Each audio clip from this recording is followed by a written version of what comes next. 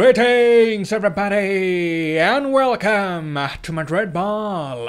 I hope you all are safe and sound. Real Madrid have bowed out from the quarterfinals of the Copa Del Rey, and honestly speaking, the Los Blancos put in a very frustrating performance yesterday. Our players were outplayed, Ancelotti was outcoached, we completely dominated by the opposition, and truth to be told, we didn't deserve to go through with that performance. We could barely threaten Ahletic with our attacking moves, we didn't have the cutting edge, and what I thought yesterday was that the players were just not physically ready for the game. We're getting outmuscled in the midfield, we couldn't control the tempo of the game, and as for Ahletic, you could clearly see they have the spirit of vengeance boiling their blood.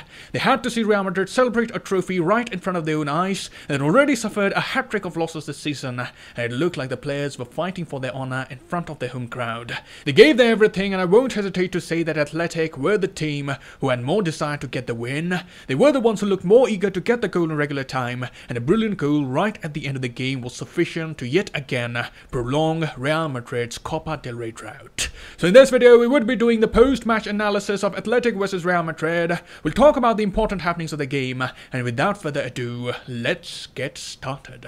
And starting by having a look at the lineup, there was Courtois in goal. In the back four we had Alaba, Militao, Nacho and Lucas Vazquez. In the midfield we again had Casemiro, Kroos and Modric, and in attack we had Asensio, Rodrigo and Vinicius. And to skip the shout-out section today, as none of you got the scoreline correct, but talking about the lineup, I was a bit surprised to see the inclusion and the exclusion of a few players. For starters, Vinicius starting the game just after he had played a game 48 hours ago was something that I didn't expect. The Brazilian, in my opinion, is in desperate need of some rest, and getting one of our main attackers overworked doesn't sound like a sustainable plan. We effectively increased the risk of injury by not giving him proper recovery time, and as we saw in the game, he was lacking the flair that we have seen in the past few months. Then we had Asensio playing centrally in attack, and in a way I could understand why Ancelotti would try that. He seems to be experimenting a lot with Asensio this season. He played him in the midfield to get the best out of the Spaniard. In recent times he opted to play him on the right wing, but as we know, Asensio, even though he starts on the right, he has this tendency of constantly drifting inside into central spaces, so it's quite possible that Ancelotti would have kept that in mind and told Asensio there's no need to drift inside, you can have the central spaces all by yourself. But unfortunately that experiment turned out to be a big failure, as we couldn't conjure anything special in attack. And obviously we were missing Karim Benzema, and it's alright to not risk your most dependable attacker ahead of the important months that lie ahead, but having said that, I am a bit disappointed at how Ancelotti has been treating the likes of Eden, Hazard and Gareth Bale. I have been saying this for a long time, that it's very important for Hazard and Gareth Bale to gain a bit of rhythm and get themselves back in the grand scheme of things. We know if they can get a decent run of form, they can be match winners for Real Madrid, but in order to get that form, Ancelotti first needs to give them a few minutes to showcase their qualities, and that is where Ancelotti refuses to put any faith in the two players. The game was calling out for someone who can create something special out of nothing. Also, Real Madrid desperately needed someone who could take shots and test the keeper. We literally miss players who are not hesitant to have a crack at goal, and yesterday seeing Ancelotti not use the players who could make a difference makes me think that Ancelotti is not efficiently using the resources that are there at his disposal. He has failed to integrate some of the key players in the side, and that came back to bite us against Ahletic. The game required players with different skill sets to take the game to Ahletic, and there's no denying Ancelotti was totally wrong with his squad selection and his substitutions.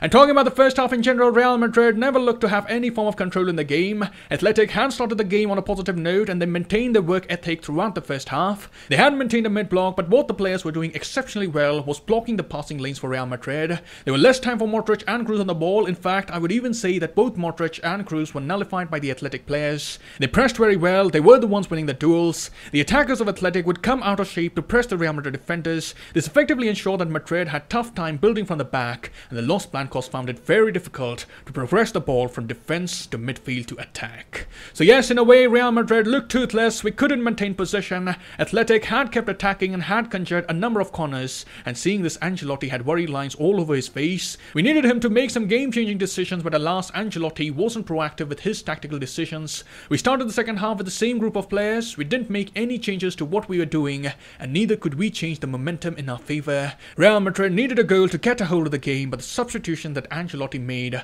were truly eyebrow-raising. We should have got more attackers involved in the game. Ancelotti decided to roll the dice of Isco, but we had 3 more attackers rotting on the bench, and it's not quite understandable why Ancelotti refused to use them. So obviously I don't think that Real Madrid showed the eagerness in the second half to prevent the game from going into extra time. Marcelino had all the answers in yesterday's game, and the goal that they scored in in the dying minutes was a well-deserved one. It all started with Athletic constantly pressuring the Madrid defense. They had us on the back foot and one thing led to another. It was Casemiro's wayward pass which was cut out by the Athletic man. Berenguer received the ball and his pace and movement was just too much for the defense to handle. He sent Nacho spinning, Casemiro couldn't cover up for his mistake and it was a well-taken shot which of course was beyond the long reach of Thibaut Courtois. It was late and it was great from Athletic, and then Real Madrid didn't have much time to mount a comeback. However, I would say that even if they did have the time on the side, with the way they were playing, they didn't look capable of scoring on the night. So overall, it was a very poor game for Real Madrid. The players didn't look to be ready for the task, and as we have been saying, Real Madrid at this stage don't look to be heading in the right direction. We simply haven't been playing well, and right now we have a race against time to get back the swagger we had in the early months of the season. We have done a lot of damage in the past month, and definitely if Real Madrid wants some silverware at the end of the campaign, they need to pull up the socks and they need to play with much more conviction. Ancelotti has some tough challenges and we need him to do better to overcome the hurdles that lie ahead in the months to come. So those were my thoughts on the game, and that concludes the post-match analysis of Real Madrid versus Athletic. Do let me know what were your analysis on Real Madrid's performance and what changes would you like Ancelotti to make right in the comments below. I'll see you soon. Till then, take care. Glory to Madrid, and as always, a la Madrid.